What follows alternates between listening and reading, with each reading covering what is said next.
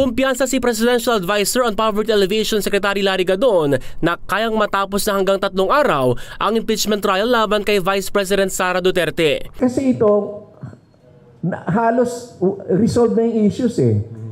Itatanong lang, saan mo dinala yung 615 million na intelligence funds?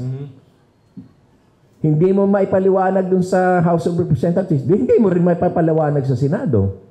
O sino ito may regress piato? Sino pa yung iba? Ang dami dun eh. Kaya't kaisaan niya siya ni Senate Minority Leader Coco Pimentel na nananawagan kay Senate President Francis Escudero na itakda na ang impeachment trial sa isang special session ngayong nakabreak ang Senado. Nauna nang sinabi ni Senate President Escudero na iligal ang pagsasagawa ng impeachment trial habang nakabreak ang Senado at kailanmay hindi anya magpapadala sa pressure ng magkabilang panig.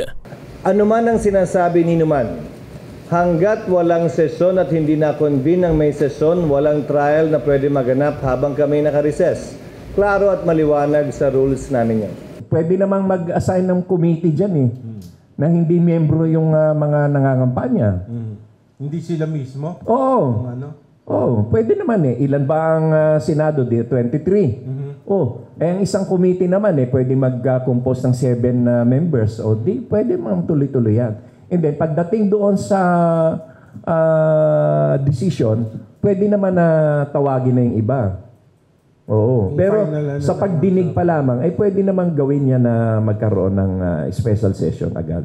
Sa bagong pahayag, kukonsultahin ng Senate President ng mga senador kung may oras silang magsagawa ng caucus o pagpupulong para mapag-usapan na ang issue sa articles of impeachment at malaman ang saloobin ng mayorya kung pabor na simulan ang trial sa Marso o sundin ang orihinal na plano ni Escudero sa pagbabalik sesyon. Pero sa parte ni Gadon, ipinanawagan niyang mas mainam kung bumaba na lang sa pwesto ang Vice President lalo't nagpahayag siya ng pagnanais na tumakbo sa presidential election sa 2028. Kung gusto niya talagang tumakbo sa 2028, mag-resign siya ngayon. At huwag na niyang intindihin yung impeachment para clean slate, pwede siyang tumakbo sa 2028. Ako talaga, gustong-gusto ko siyang tumakbo sa 2028. Kasi gusto ko mapatunayan na wala talaga siyang boto.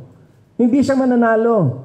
In fact, kung mag-one-on-one sila ni Lenny, mas mananalo si Lenny. Oras kasing bumoto pabor sa impeachment case ang 2/3 ng Senado, hindi na pwedeng tumakbo sa kahit anong posisyon si VP Sara.